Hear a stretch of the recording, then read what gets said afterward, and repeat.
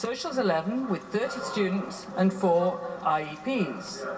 Socials 11 with 34 students with 4 IEPs.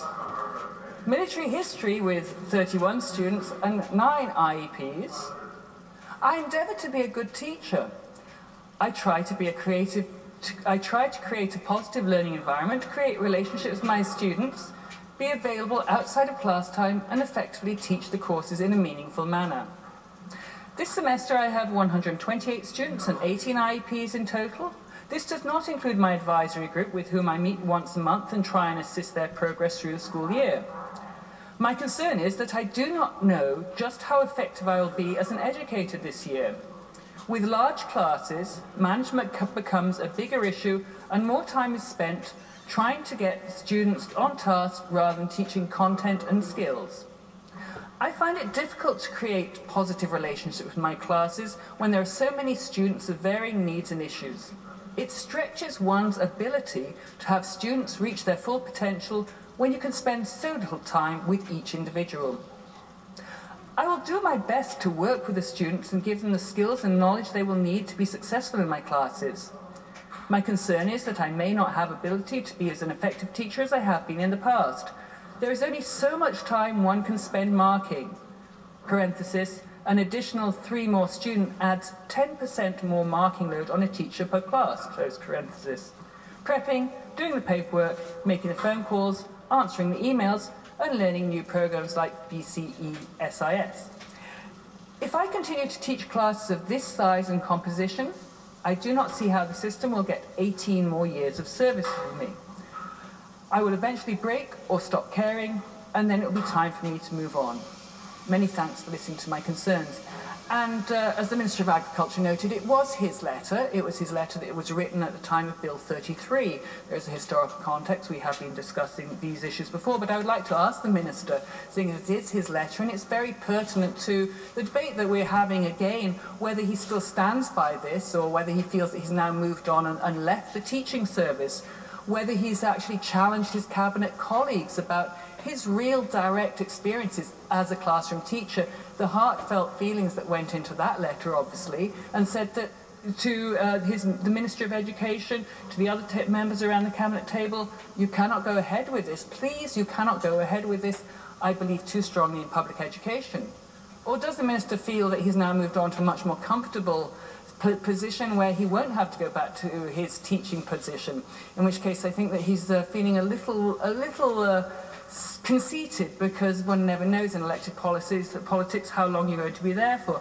So I really hope that the Minister will participate in this debate to give both sides of the House the full benefit of his experience as a classroom teacher who's had many times struggling with large classes, with many students with special needs, and trying to get that balance that I think we've all heard has come time and time again from teachers who are facing classes which are just, to be honest, unwieldy for them to do the job that they are hoping to do. So I hope that the Minister feels that he has the opportunity to respond to this, that if he has actually changed his mind, he has the integrity to stand up and say that he's changed his mind and everything is fine now. And if he hasn't changed his mind, that he could explain to his cabinet colleagues and the people in the BC Liberal side of the House why he will then not be voting in favour of this bill and be supporting this side of the House in the bill, which I hope, and I'm sure his colleagues in School District 71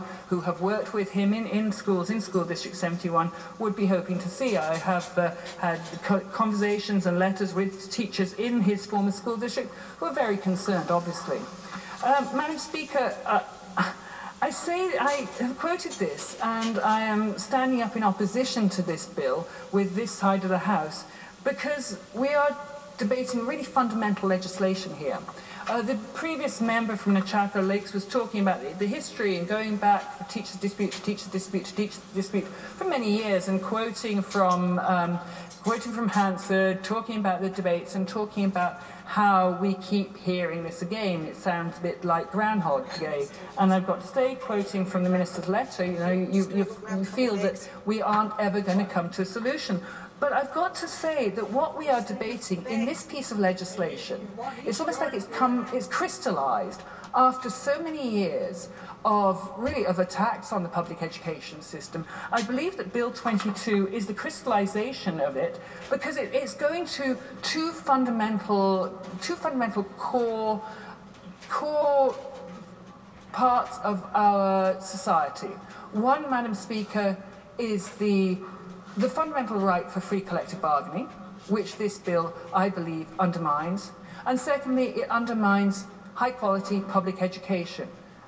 Both of these pieces are pieces of rights that we have had as Canadians for many, many years. We've had the right to belong to a trade union and bargain freely without having a piece of legislation imposed on you. Well, the teachers have for some time not had that right, and I think this further undermines it, and I will be explaining that in my remarks.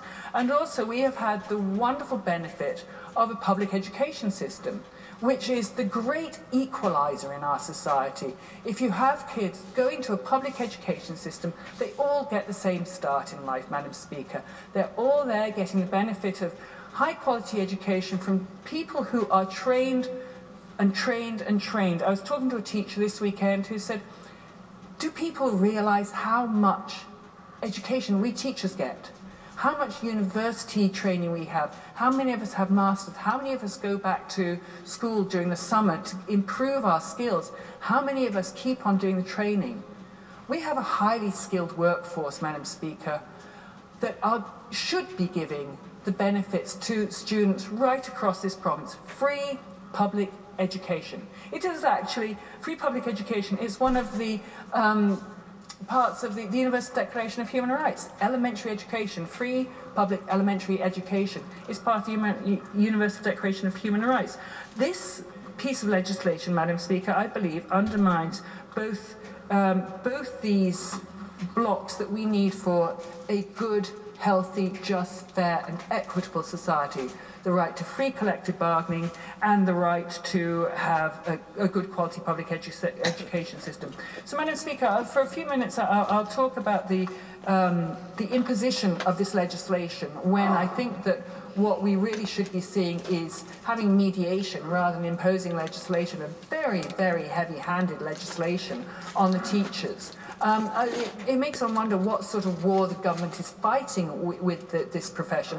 And they are hard-working professionals. They work hours that are comparable with our hours as legislatures. They're up very early in the morning preparing their work. They're at school all day, handling large classes, often with unwieldy groups of children.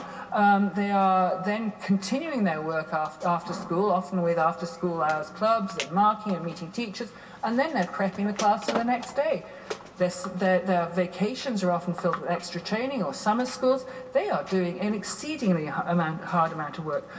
And so they, like other workers who belong to a union, and the BC Teachers Federation is a trade union, have the right to have free collective bargaining. They have the right to freely negotiate their wages and their benefits and their working conditions, Madam Speaker, without having it imposed by a piece of legislation such as Bill 22, which I do think is, as I mentioned, draconian. The legislation, what actually is in Bill 22, Madam Speaker? Well, it extends the collective agreement, as you know, but it imposes a mediation, and it imposes a mandate for that mediator. It sets down ground rules for that mediator that are very strict. It says that there are proposed solutions must not result in any new net costs for school districts, which in some ways I'm sure the school districts are breathing a sigh of relief, because they have so much downloaded on them with having to pay for MSP and carbon offsets and HST that they don't get refunds for, and so on and so on and so on, that I would hope that they're most likely quite pleased that it would be resulting in no net costs. But this piece of legislation has so many tight parameters that it really is, as I say, a heavy-handed imposition. And it also, Madam Speaker, it's got a section called offences, which I am not surprised the teachers are offended with. It comes across as really insulting and, I've got to say, almost punitive when you are looking at what these are. And the offences are if there is an illegal strike, because of course we know that the teachers are an essential service. This was brought in by this BC Liberal government to make the teachers one of the underpinnings of our fabric, like firemen or nurses or others who just cannot go on strike. The whole society will crumble if they go on strike. So they are an essential service, but now we're actually going to have them fined to an extraordinary extent if they have the temerity to have an illegal strike. So for an employee, for each teacher, $475 a day, that's obviously on top of the wages they'd lose, and for the union, an amount of not less than $1.3 million each day.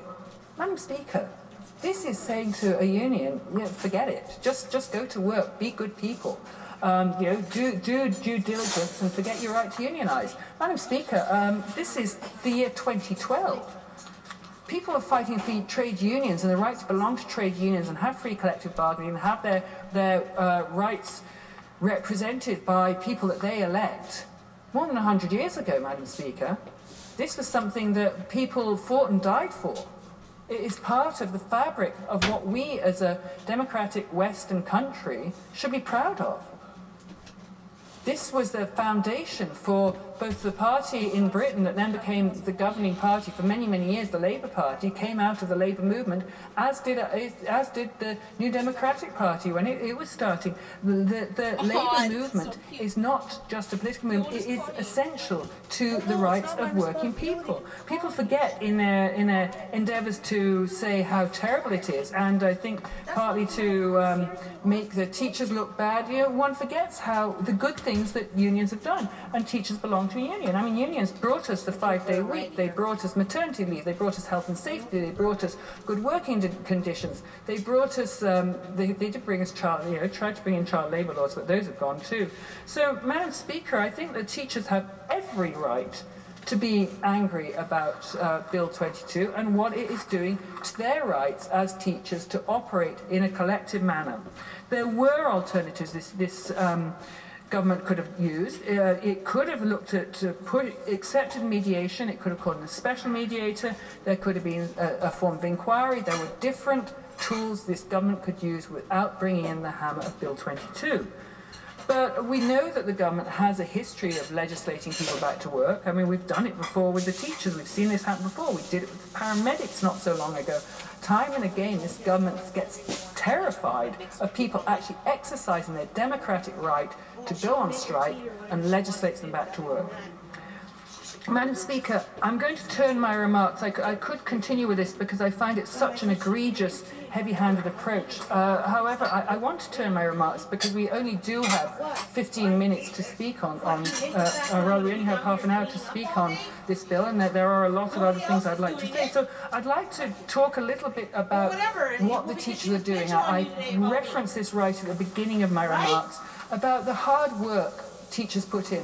Madam Speaker, I have three school districts in my constituency. There you go. School District 72 is the largest. It represents then you wonder Campbell why I want to River, come down here and do Sayward, Quadra Island, Cortez Island, Reed Island. Reed Island has a small one-room schoolhouse. It's managed to keep open despite all the threats that have happened. It's been Everybody has the problem. Really quite amazing that we still have a school on Reed Island.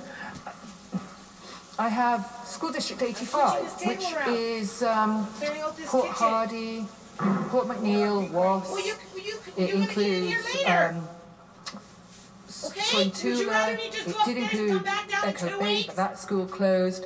It did include Quitsino, but that school closed. It did include Holberg, but that school closed, Madam Speaker. We've seen 3 schools close completely, 3 communities lose their schools in those communities. Stop it already. And in Port McNeill, we saw another school close down and another arrangement start up. So we've had, and Watt is now under threat, Madam Speaker. So School District 85, which has an Aboriginal population of First Nation students of 42%. Under a lot of pressure, Madam Speaker, 1,500 students total roughly in that school district. And then School District 84, West Vancouver Island, very small school district. That school district